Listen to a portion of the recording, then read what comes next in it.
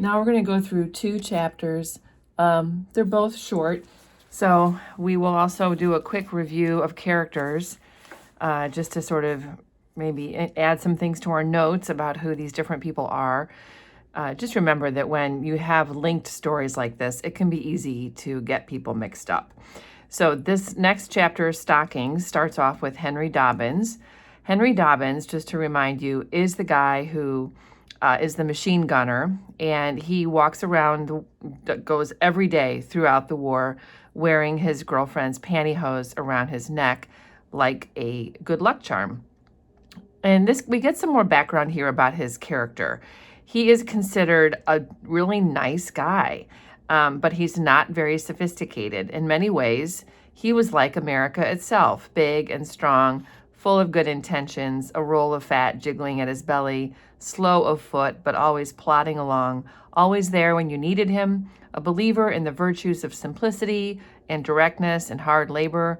Like his country, too, Dobbins was drawn towards sentimentality.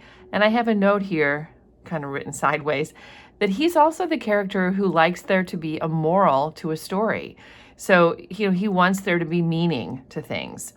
And even 20 years later, Tim O'Brien says he can still picture him wearing his girlfriend's pantyhose around his neck. And then he describes how he wears it, like in battle, how he wears it to sleep in order to make him feel more relaxed and comfortable. And the stockings are for sure like a good luck charm. They keep him safe. And what's interesting is, even though it is superstition, and a lot of soldiers during the Vietnam War were superstitious, it does seem like Dobbins is lucky. He has all sorts of close calls throughout the war. He was never wounded, and there was one time he tripped a bouncing Betty that didn't detonate. A week later, he got caught in the open during a fierce firefight and with no cover, and he put the pantyhose over his nose and breathed deep and let the magic do its work, so he didn't get hurt. Everyone in the platoon really believes that those pantyhose are truly good luck, because they just look at him and they're like, he never gets hurt. Then in October, his girlfriend wrote a letter dumping him. And this was obviously a hard blow. And Dobbins is quiet for a while, staring at the letter, but he takes out the stockings again and ties them around his neck as a comforter.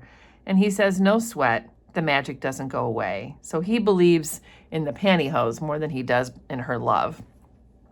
The next chapter is called Church. And this is talking about how the soldiers at one point were crossing the Batangan Peninsula, and they come across an abandoned pagoda. And then they discover that a pair of monks still live there in a tar paper shack, and they tend a small garden and some broken shrines. They don't speak much English. But when the soldiers dig foxholes in the yard, the monks did not seem upset about it. And the younger one performed a washing motion with his hands, and no one really knew what that meant. Then the older monk led them into the pagoda. It was nice and dark and cool. The walls were crumbling. The windows had sandbags. The ceiling was full of holes. And Kiowa says, this is bad news. You don't mess with churches. Remember, Kiowa is the one who carries a Bible. He doesn't feel like it's right for them to be there. But we spent the night there, turning the pagoda into a little fortress, and then the next 7 or 8 days, we used the place as a base of operations. He talks about how peaceful it was, how every morning the two monks brought them buckets of water, and they would giggle as the soldiers stripped down to bathe. They would smile as we soaped up and splashed one another. On the second day, the older monk carried in a cane chair for Lieutenant Jimmy Cross to sit on, so they recognized that he's the leader. The old monk seemed proud of the chair and proud that such a man as Lieutenant Cross should be sitting in it. On another occasion, the young monk presented us with 4 ripe watermelons from his garden, and he watches them eat it, and it makes them happy. Though they were kind to all of us, though, the monks took a special liking to Henry Dobbins. They called him Soldier Jesus. I could see that being a quiz question. They would sit quietly and help Henry Dobbins clean his machine gun. They would brush the parts with oil. The three of them seemed to have an understanding. They didn't talk, just quietly cleaned the gun. You know, Dobbins said to Kiowa one morning, after the war, maybe I'll join up with these guys. This is surprising to Kiowa. He's like, how? And Henry Dobbins says, wear the robes, take the pledge. Kiowa thinks about it. And he says, that's a new one. I didn't know you were all that religious. And then Dobbins clarifies. He said, well, I'm not. I'm not the churchy type, he says. When I was a little kid way back, I used to sit there on Sunday mornings counting bricks in the wall. Church wasn't for me. But then in high school, I started to think about how I'd like to be a minister. Free house, free car, lots of potlucks. It looked like a pretty good life, which is sort of an ignorant thing to say. And Kiowa obviously picks up on that, and he says, are you serious? And then Dobbins shrugs his shoulders and says, well, I was a kid, so who's to say? But I believed in God and all that. But it wasn't the religious part that interested me. Just being nice to people, that's all.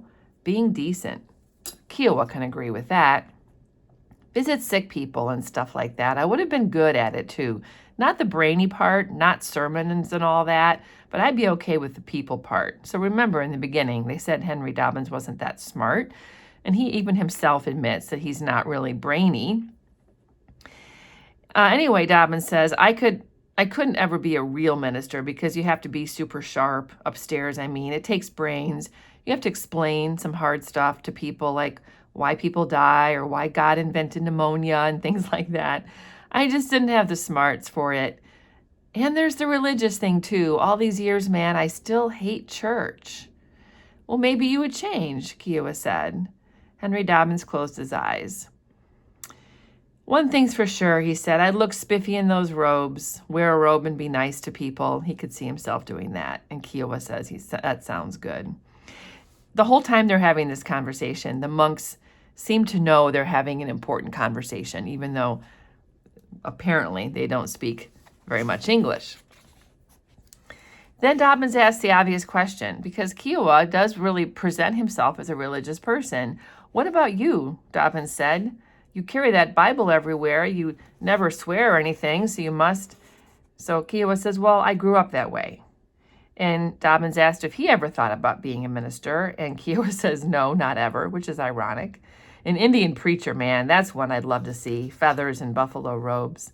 Kiowa lay on his back looking up at the ceiling.